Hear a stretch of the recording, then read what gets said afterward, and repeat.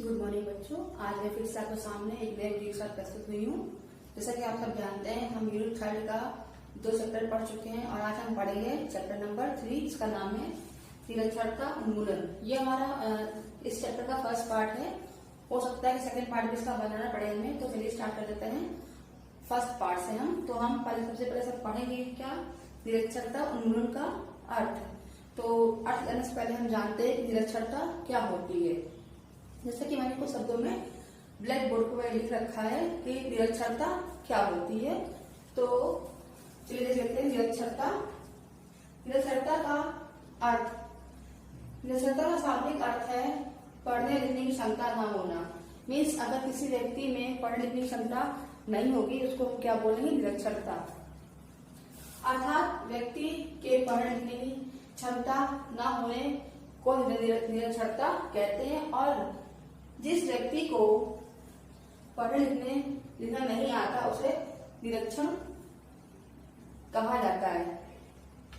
निरक्षर कहा जाता है। तो जैसे कि आपने समझे कि निरक्षरता क्या होती है कि जो समाज में जो रहने वाले जो व्यक्ति हैं, वो जो व्यक्ति अगर पढ़ा लिखा नहीं होगा तो किस कैटेगरी में आएगा, वो निरक्षरता की कैटेगरी में आएगा और वो निरक्षर नहीं रहेगा। तो जो व्यक्ति पढ़ा लिखा नहीं है वो उसे क्या बोलेंगे हम, निरक्षर।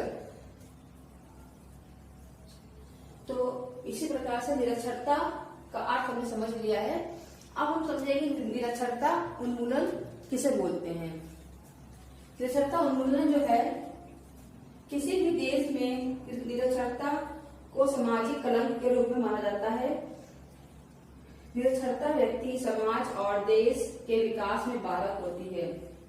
इट मीन्स जब समाज में लोग पढ़े लिखे नहीं होंगे तो क्या होगा, हमारे समाज का, देश का कल्याण नहीं होगा और विकास भी नहीं हो पाएगा। तो ये हमारे विकास के लिए एक बाधक चीज है निरक्षरता, जिसको बढ़ाना नहीं चाहिए, अर्थात इसको कम करना चाहिए। इसलिए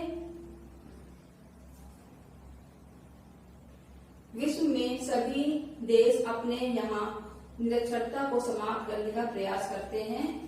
इस प्रकार निरक्षरता को समाप्त करने का प्रयास ही निरक्षरता उन्मूलन है। जैसे कि आप जानते हैं कि समाज में शिक्षा का होना बहुत जरूरी है। आज के टाइम पे समाज में अगर शिक्षा नहीं होगी, लोग निरक्षरता से भरे रहेंगे तो हमारे समाज का, हमारा आर्थिक विकास, हमारा भौतिक विकास, हमारे देश का विकास बिल्कुल भी नहीं हो पाएगा।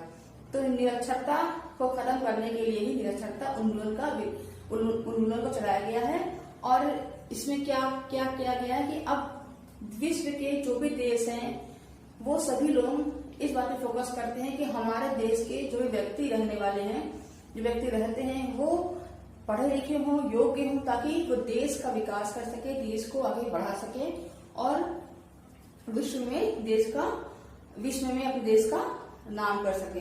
तो इससे क्या होगा, जब देश के लोग पढ़े लिखे होंगे और अपने योग्यता अनुसार देश का विकास करेंगे तो उनके देश का विकास होगा और उन्हें आर्थिक स्थिति बढ़ाने में बहुत ही सहायता मिलेगी और हर किसी का जीवन यापन भी अच्छा होगा। तो किस तरह ये हम कर सकते हैं, निरक्षरता उन्मूलन के चलाने से हम देश का विकास कर सकते हैं। तो इसको हम किस तरह से लिखेंगे, निरक्षरता उन्मूलन को किन शब्दों में लिखेंगे। तो ये बच्चों इसका किस प्रकार से अर्थ लिखेंगे कि निरक्षरता उन्मूलन विश्व के सभी देश अपने यहाँ निरक्षरता को समाप्त करने का प्रयास कर रहे हैं। मतलब जो विश्व में जो भी देश पाए जाते हैं वो अपने अपने स्तर से, अपने अपने नियमों के अनुसार अपने देश में निरक्षरता को समाप्त कर रहे हैं और उसको बढ़ाने के लिए, इसे कम करने के लिए कुछ नए प्रयास कर रहे हैं और इसको बढ़ावा देना नहीं चाहते हैं। इस प्रकार निरक्षरता को समाप्त करने का प्रयास निरक्षरता उन्मूलन कहलाता है। जो भी प्रयास किए जाते हैं निरक्षरता उन्मूलन को खत्म करने के लिए या उसको कम करने के लिए, उसे हम क्या बोलते हैं, निरक्षरता उन्मूलन। तो इसके बाद बच्चों हम नेक्स्ट पॉइंट पढ़ते हैं। तो बच्चों, जब हमारा निरक्षरता उन्मूलन देश में चलाया गया तो उस समय हमारी साक्षरता जो गणना थी वो कितनी थी, वो हमने इस चार्ट के द्वारा लिख रखी है। और किस किस सन में कितने लोग साक्षर थे और कितने लोग साक्षर हुए, महिला दर अलग थी, पुरुष वर्ग में कितने लोग साक्षर थे, इस चार्ट द्वारा हमने दर्शाया। चलिए समझ देते हैं। तो ये क्या है, भारत का साक्षरता, मतलब भारत के लोग, भारत में कितने लोग साक्षर हुए थे, और ये है गणना प्रतिशत में। ठीक है, तो हम स्टार्ट करते हैं सन 1951 से हम इसको स्टार्ट करते हैं। इस सन के अंतर्गत कुल योग कितना था साक्षरता का, 18.53%। ठीक है, और पुरुष वर्ग कितना था, पुरुष वर्ग था 21.16 और महिला में 8.86% लोग थे। और जो करोड़ों में जनसंख्या आती है वो कितनी थी, 30%। इसके बाद 1961 में कुल योग था 28.30%, पुरुष का योग था 40.40%, महिला का था 60.35%, और कुल योग में था इन दोनों का गणना में जो निकाला गया है वो 33.4%। इसके बाद जब जनसंख्या बढ़ी तो 1971 में क्या योग था, कुल योग था 34.45%, पुरुषों का था 45.96%, महिला का था 21.97%, और कुल योग था करोड़ों में 38.7। मतलब अलग अलग सन में अलग अलग प्रतिशत के अकॉर्डिंग लोग साक्षर हुए। इसके बाद हम चलते हैं सन 1981 में कितने लोग साक्षर हुए। कुल योग के अंतर्गत आएगा 43.57%, पुरुष वर्ग के अंतर्गत आएगा 56.38%, महिला वर्ग में आएगा 29.76%, और निरक्षरता जनसंख्या करोड़ में कितनी आएगी, 43.8%। उसके बाद जब लोग और साक्षर हुए, सन बढ़ता गया, तो 1991 में साक्षरता की गणना थोड़ी बढ़ी है, तो कुल योग कितना आया, 52.21%, पुरुषों का है 64.30%, महिलाओं का है 39.29%, फिर करोड़ों में आया है 48.0%। इसके बाद जब साक्षरता उन्मूलन और बढ़ाया गया तेजी से, तो 2001 में साक्षरता की गणना प्रतिशत में और बढ़ गई।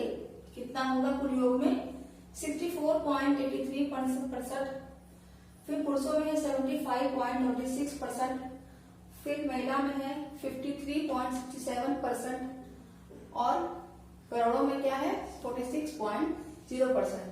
अब यहाँ तक तो थोड़ा जनसंख्या में साक्षरता के लोगों में बढ़ोतरी रही, पर यहाँ पे आकर ये गिनती कम हो गई। कैसे कम हो गई, क्योंकि अब यहाँ तक आते आते हमारे देश में जनसंख्या दुगनी तिगनी बढ़ चुकी थी। जब जनसंख्या बढ़ गई तो साक्षर तो लोग हुए, पर उनकी गणना में कमती हो गई।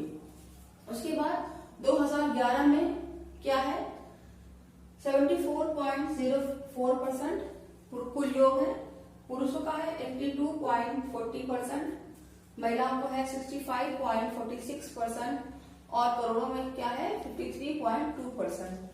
जनसंख्या बढ़ती गई देश की, तो उस हिसाब से 1951 में देश कुल जनसंख्या कितनी थी, 36,10,68,090 थी, जो बढ़कर 2011 में कितनी हो गई, 1,21,07,26,932 हो गई। तो दिन पर दिन हमारी जनसंख्या बढ़ती जा रही है, और साक्षरता जो साक्षर लोग हो रहे हैं उसकी भी कहीं ना कहीं हमारी गिनती कम होती जा रही है। इस हिसाब से हर वर्ष भारत सरकार कुछ न कुछ साक्षरता उन्मूलन चलाती रहती है ताकि देश के लोग साक्षर होते रहे, और इसी साक्षरता को बढ़ाने के लिए सरकार कुछ न कुछ नए नए योजनाएं बनाती चली आ रही है। तो जब जनसंख्या बढ़ी तो अब 2011 में सिर्फ 16 करोड़ लोग ही क्या हुए हैं, साक्षर हुए हैं। तो इसका हम अच्छे समझ लेते हैं।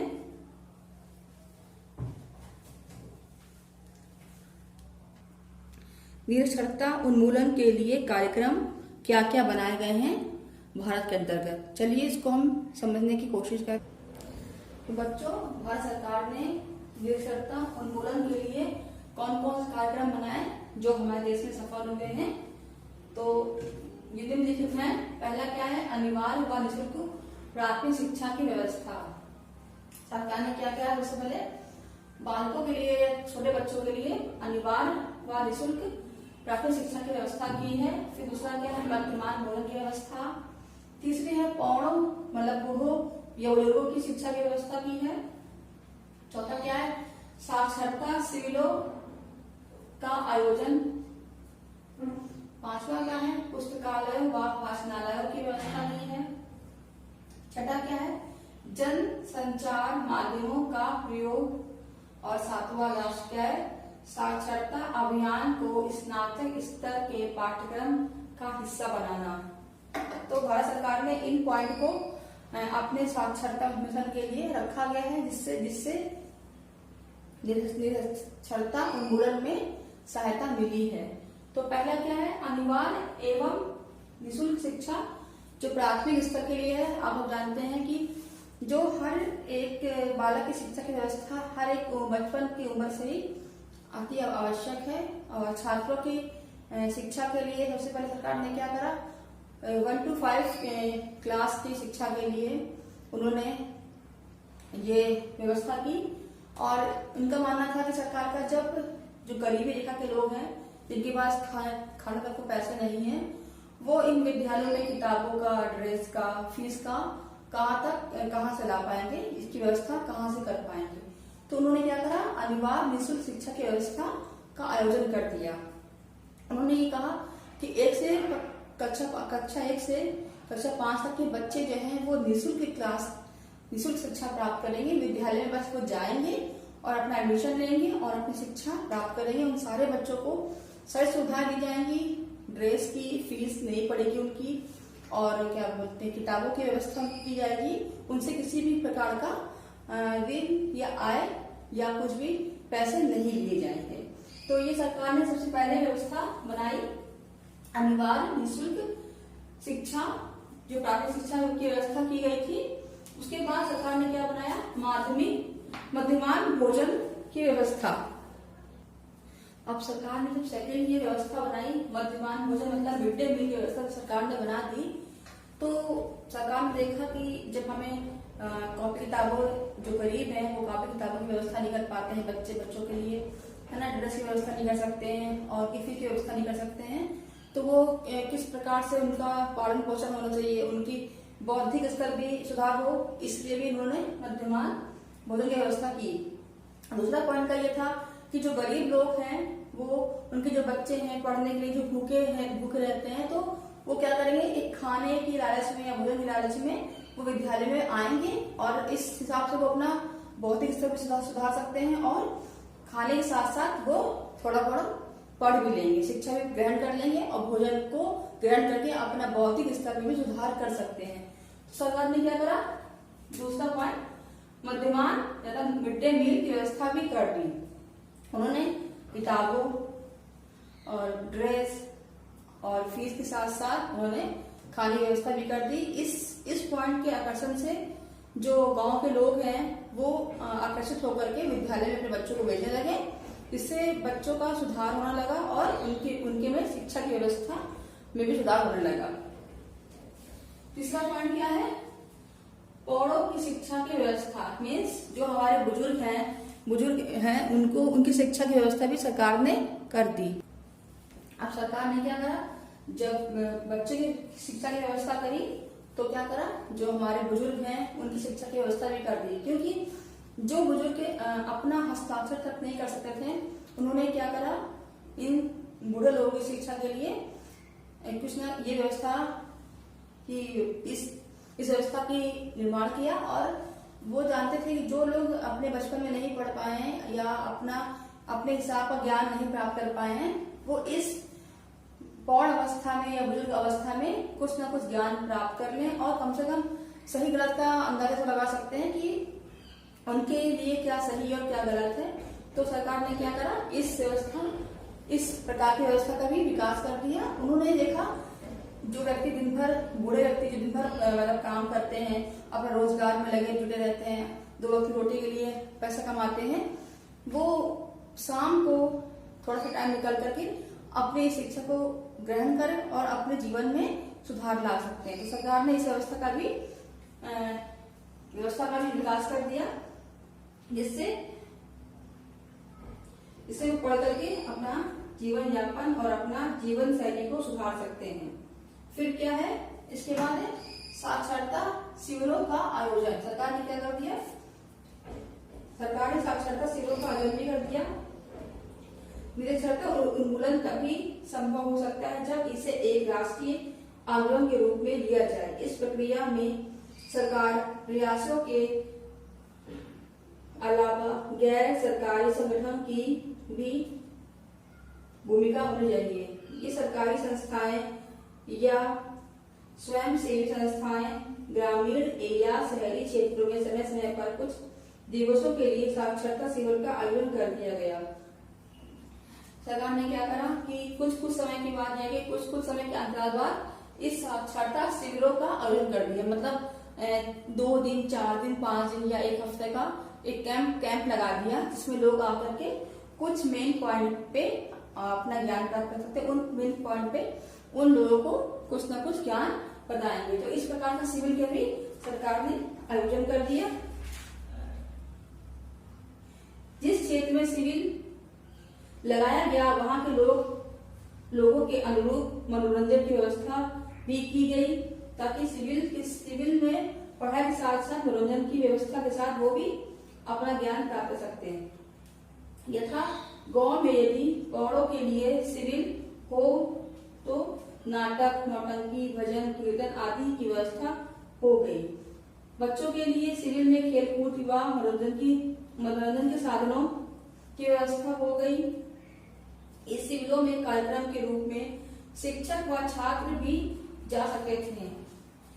जब सरकार ने शिविर की व्यवस्था की तो हर व्यक्ति के लिए उसकी इच्छा अनुसार कुछ मनोरंजन के कार्यक्रम भी बना दिए, जो शिक्षा और ज्ञान के साथ थोड़ा समय के अंतराल के अंतर्गत वो मनोरंजन भी दे सकते हैं और नाटक के माध्यम से या कुछ कहानियों के माध्यम से वो ज्ञान प्राप्त कर सकते हैं। इसके बाद 5वां पॉइंट है पुस्तकालय व वाचनालय की व्यवस्था। सरकार ने क्या करा, निरक्षरता उन्मूलन के कार्यक्रम के अंतर्गत इस व्यवस्था को भी बनाया। सरकार ने नव साक्षरों के लिए, जो नए युवा वर्ग हमारे देश में है, उनके लिए शिक्षा में रुचि बनाए रखने के लिए पुस्तकालय की व्यवस्था कर दी, ताकि वे पुस्तकालयों में नए बुक्स को देखें और उसको पढ़ें और समझें, ताकि उनका इंटरेस्ट बढ़ता जाए। गांव के लिए सचल पुस्तकालयों का प्रबंध भी किया जाने लगा। कभी कभी पुस्तकालयों में पुस्तकों पर आधारित क्यूज या वाद विवाद का आयोजन भी किया जा सकता है। ये सभी कार्यक्रम शिक्षा ग्रहण करने के लिए अति आवश्यक है। मतलब सरकार ने इस पॉइंट के अंतर्गत भी किताबों के साथ साथ क्यूज और वाद विवाद की प्रतियोगिता का आयोजन कर दिया, जो पुस्तकालय के अंतर्गत हो जाती थी। उसमें गांव के लोग, शहर के लोग, पढ़े लिखे लोग और जो हमारे युवा वर्ग हैं वो आके हिस्सा ले सकते थे, सहयोग कर सकते थे। इसका भी सरकार ने ध्यान रखते हुए इसकी व्यवस्था की। तो 6वां पॉइंट क्या है, जन संचार माध्यमों का प्रयोग। सरकार ने क्या करा, जन संचार माध्यमों का प्रयोग किया। साक्षरता आंदोलन को सफल बनाने में जन संचार के माध्यमों का प्रयोग भी किया जा सकता है। टीवी, रेडियो इस दिशा में अपना योगदान दे सकते हैं। कभी कभी दैनिक अखबार व पत्रिकाएं की रोचक खबरें भी साक्षर बनने को प्रेरित देती हैं।